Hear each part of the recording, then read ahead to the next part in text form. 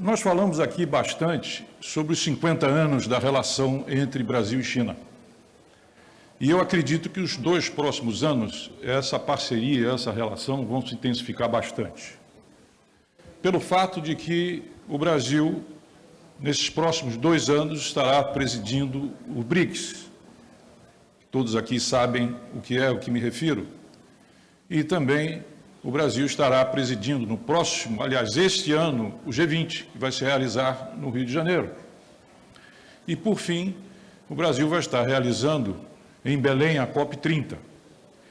E quando a gente considera que Brasil e China são parceiros em diversas questões comerciais, de trocas, de indústria, de tecnologia, mas também são parceiros no multilateralismo, que é importantíssimo nesse momento que o mundo vive, e também em termos de parceria climática. Nós temos grandes afinidades. Por isso, eu quero mais uma vez parabenizar os promotores desse evento, que é histórico, sem a menor sombra de dúvida, e que abre para o ano 2024 de forma extremamente promissora os nossos relacionamentos. Eu agora vou falar, primeiramente, o que é o setor mineral que nós temos no Brasil, com alguns números.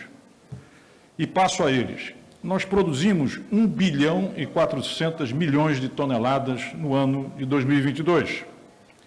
Exportamos alguma coisa como 41,7 bilhões de dólares, e isso representa algo como 40% do superávit brasileiro em termos de exportações. Temos 91 tipologias, ou seja, materiais, minerais que são produzidos no Brasil. Um faturamento de 250 bilhões, nesse ano de 2022, 201 mil empregos diretos e 2 milhões de empregos indiretos, considerando todo o nosso cluster. Nós somos, sem a menor sombra de dúvida, um dos 3 principais setores produtivos do Brasil, e com uma longa história, não apenas em termos do próprio Brasil, mas também em termos da relação e parceria, como foi ressaltado aqui pelo Dalton, mesmo antes do início das relações entre Brasil e China. Agora, estamos falando aqui em termos de investimento, e eu queria chamar a atenção dos investidores aqui presentes para o fato que hoje nós temos 100 projetos anunciados em desenvolvimento, em pesquisa e em desenvolvimento na área mineral. E que eu gostaria de que aqueles que estejam interessados nos detalhes desses investimentos, que nos procurassem para que a gente possa detalhar eles e informar a respeito dessas oportunidades. Isso significa que no quadriênio entre 2023 e 2027, governador Dória, nós vamos ter um investimento da ordem de 50 bilhões de dólares, sendo que 6,5 bilhões só na área da sustentabilidade. Isso beneficiando 85 municípios, lembrando que a mineração brasileira se encontra em aproximadamente 2.600 municípios em todo o país. Quais seriam esses investimentos? Aí estão eles: minério de ferro, que é exponencial, os socioambientais, fertilizante, bauxita, cobre, logística, ouro e assim por diante. Posso, mais uma vez, repito, detalhá-los a quem queira conhecer. E aqui, isso é algo extremamente importante, não só na nossa relação, mas também em termos globais, já que nós temos um compromisso com a economia de baixo carbono, que são aqueles projetos voltados para a transição para uma economia neutra de baixo carbono. Aqui um parêntese. Não há a menor possibilidade, senhor cônsul, de que nós façamos uma transição como nós queremos para uma economia de baixo carbono, superando não mais a crise, mas a emergência climática que nós estamos vivendo, sem os chamados minerais críticos.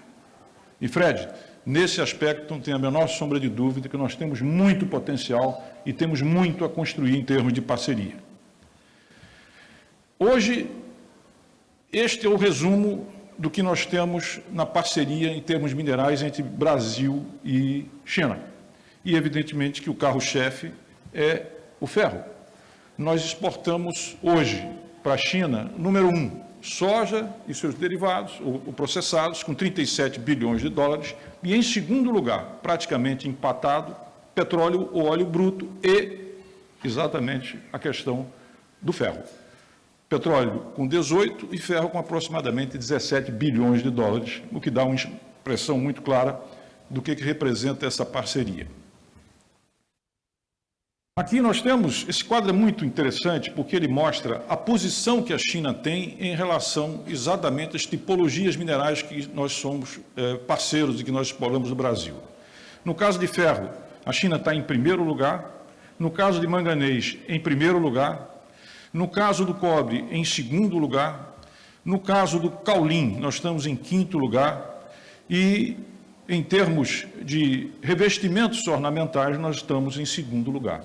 O que deixa muito claro a significância, importância, dimensão em termos de produção e em termos de faturamento que nós temos relativamente a esse nosso setor. E, por fim, nós temos aqui exatamente a posição do Brasil no que diz respeito aos chamados minerais críticos. E eu chamo a atenção, mais uma vez, porque, sem a menor sombra de dúvida, não se pode falar em baterias elétricas, não se pode falar em aerogeradores, não pode falar em painel solar, sem falar exatamente nesses minerais que estão aí colocados. Ou seja, repetindo, não há chance de que nós façamos essa transição sem que nós tenhamos um crescimento da produção e da parceria e do investimento nessa área.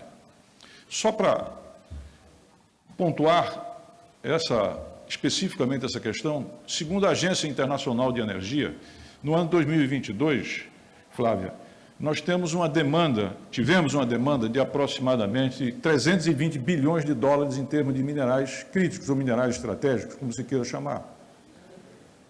Isso quer dizer que até 2030, esse mercado deve chegar a algo como 1 trilhão e 200 bilhões de dólares. E isso abre um imenso potencial de parceria, dado a complementaridade que nós temos entre a economia chinesa e brasileira, e vice-versa.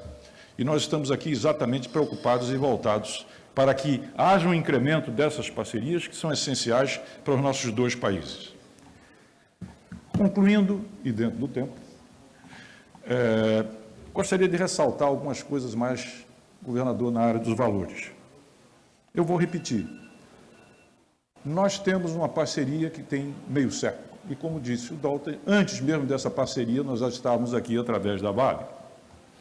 Hoje é fundamental a aproximação e a convergência dos nossos países em termos de parceria para a superação da emergência climática, mas é preciso também dizer que nós no Brasil, e acredito que isso tem uma ampla receptividade aqui na China, temos uma relação de confiança.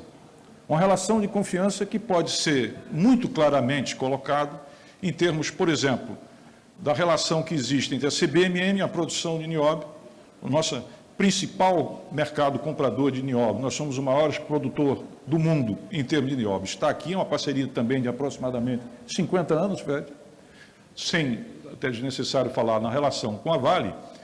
E lembrando que o Brasil está crescendo a sua exportação, está crescendo a sua produção em termos de lítio, que é absolutamente estratégico para essa transição. Mas o lítio é um caso que merece um pouquinho mais de atenção, porque só o Brasil hoje produz o chamado lítio verde. Nós sabemos que há uma imensa necessidade de que a gente proceda ao escopo 3, ou seja, a descarbonização de toda a cadeia de suprimento. E o que é o lítio verde?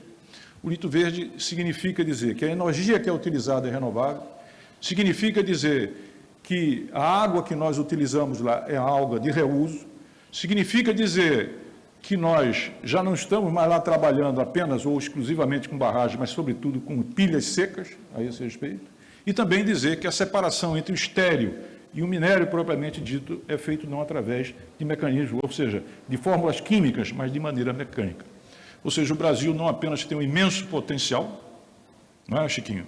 Como também ele tem essa capacidade de descarbonizar toda a cadeia de suprimento relativa aos minerais que lá são produzidos, e é mais um espaço em termos de parceria. Governador, me despedindo, eu quero dizer que o Brasil está iniciando um ambicioso projeto de transição ecológica, senhor vice-governador, de transição ecológica.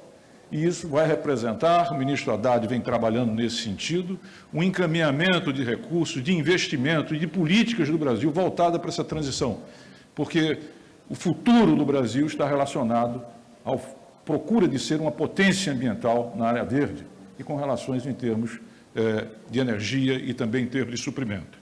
E, por fim, trazer aqui uma notícia,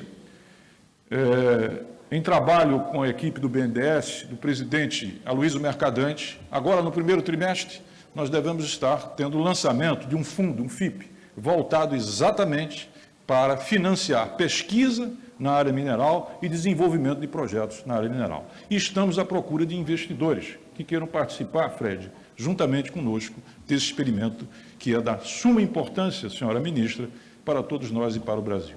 Mais uma vez, agradecendo imensamente esse convite, eu quero me colocar à disposição daqueles que queiram mais informações. Muitíssimo obrigado.